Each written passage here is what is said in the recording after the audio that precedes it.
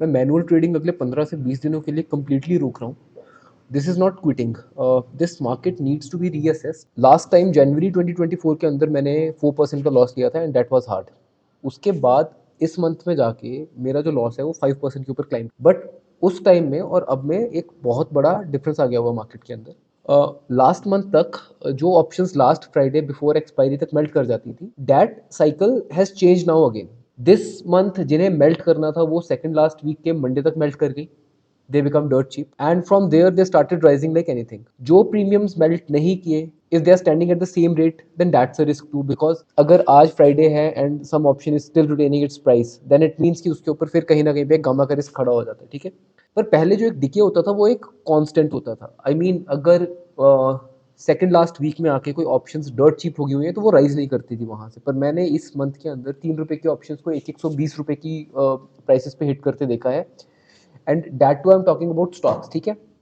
It is like option chain is being monitored and whichever strike is having some positions left, उनकी stocks की manipulation के through gamma explosion किया जा रहा है उसके ऊपर। Even in calendar trades of index, if you are selling the same premium, तो उसका भी जो डिके है वो बड़ा इरेटिक हो रहा है। लेट से हम लोग पहले एक कैलेंडर करते थे निफ्टी का, if the premiums were same and the even the strike distance was pretty much less like 100-200 points का, और आपको सेम प्रीमियम मिलता था।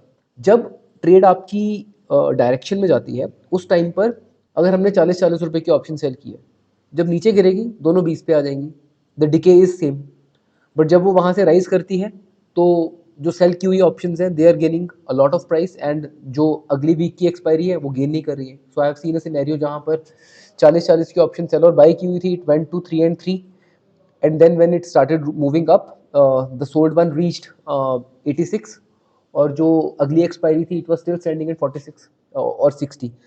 So this phenomena is out of control right now, ठीक है। उसके बाद आ जाती है, आप ट्रेड करते हो आयरन फ्लाइज। आयरन फ्लाइज के अंदर पहले एक होता था कि अगर आप एक आयरन फ्लाई क्रिएट कर रहे हो, उसका जो ब्रेक इवन पॉइंट होता था, अंडरलाइन की उतनी रेंज नहीं होती थी। अब अगर आप सेम एक आयरन फ्लाई क्रिएट करते हो जहां पर उसका ब्रेक इवन स्टार्ट हो रहा होता है, उसके बाहर तो बैंक निफ्टी निफ्टी या फिर कोई भी स्टॉक है वो एक ही दिन में जाने की कुव्वत रखता है वहां पे बैठ के। सो देन अगेन उसके ऊपर अगर आप एडजस्टमेंट्स करते रहोगे तो that is an added cost, ठीक है। सो फार यहाँ पर जो मैंने एक चीज देखी है वर्क करते हुए, दैट इज कि जो स्टॉक्स होल्ड कर रहे हैं ना, उन स्टॉक्स के अगेंस्ट अगर आप कवर्ड कॉल करते जा रहे हो ना, for example I have been doing covered call on MGL for a long time, IEX के ऊपर कर रहा हूँ, आईसीआईसी प्रू लाइफ के ऊपर कर रहा हूँ, निफ्टी के ऊपर भी कवर्ड कॉल कर रहा हूँ, वहां पे कोई प्रॉब्लम नहीं आ रही इस चीज की।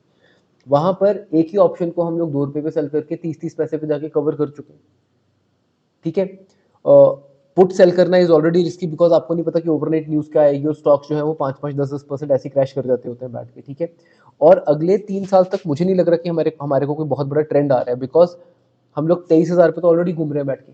अब 23,000 से हद 3,000 पॉइंट और भी राइज करके तो भी 26,000 आएगा, which was the previous level for Nifty. उसके बाद फिर वहां से बेसिंग होगी, फिर कहीं पे जाके ऊपर आएंगी, और सडनली ओवरनाइट मुझे नहीं लग रहा कि इस मार्केट के अंदर एकदम से कोई इतना बड़ा शिफ्ट आना है, ठीक है। सो जो एक पहले 30 डेज टू एक्सपायरी के बाद एक ऑप्शंस के अंदर एक लीनियर डिके आता था जो इस तरीके से चलता था, डेट हैज नाउ स्टॉप्ड। अब वो इस तरीके से आके इस तरीके का इरेटिक हो गया हुआ है, which has increase the risk.